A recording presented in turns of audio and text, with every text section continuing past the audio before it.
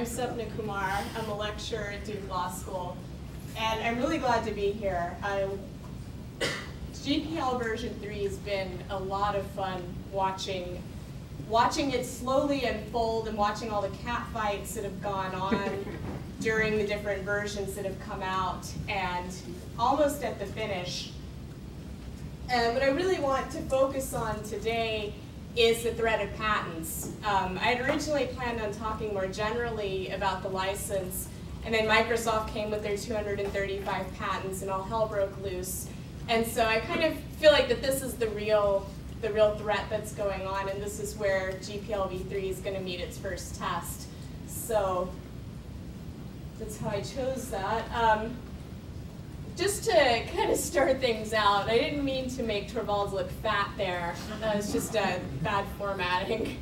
V2 versus V3, the ideology divide. Just getting to where we are now with sort of being in the end stages of the license of V3 coming out. We've seen a huge divide go on, and because this is a Linux users group, I think it's appropriate to kind of give a nod to it or mention it at least.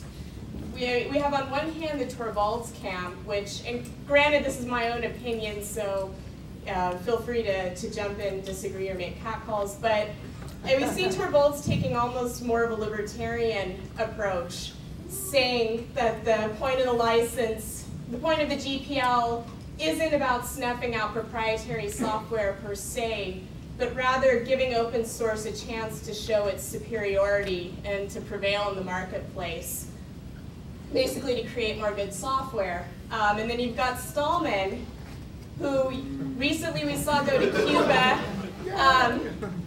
Some will say leans socialist, some will say embraces all the camps, depending on what your perspective is. But basically you have the idea that proprietary software is morally wrong. It's kind of where you get into flame wars between FOSS versus open source, whether you're having a sort of moral imperative with your license or whether you're just looking for a legal document that at the end of the day will help you license your code. GPL3 is a compromise, really, for both of these camps. I mean, there's been a lot of input that's gone on through the whole development of V3. I mean, IBM's had their say, Red Hat's had their say, lots of small users have too. So we at least, we're kind of seeing the two sides come together a bit, but Torvalds is still saying a lot of nasty things on the listserv, so we'll see if the kernel ever makes it over to V3 or not. So what does V3 fix? Before I get into the evil patent stuff, I just want to give a little bit of an overview here. Right now with the patent provision that we have, the part of it that I like the most as a lawyer is that if somebody is licensing you software under the GPL and then they turn around and try to sue you with their patents, you now have protection.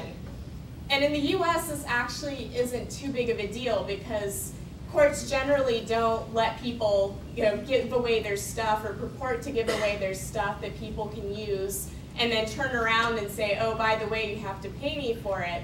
But it's important in that that the GPL is used internationally, and not every country gives that protection to its citizens. So I think that that's a major breakthrough. Apache compatibility, that's kind of a 11th hour thing that we got that only came out in the last call draft. But the fact that they were able to hammer out their differences, I think, is a big step forward. Clarifying who's entitled to the source code. I apologize to those who are at the CarolinaCon talk because I already mentioned this briefly, but there's sort of a misconception, and V2 doesn't make this clear, that if you don't have you're not in possession of software, you can't just go and knock on the door of an open source developer and say, hey, give me your source.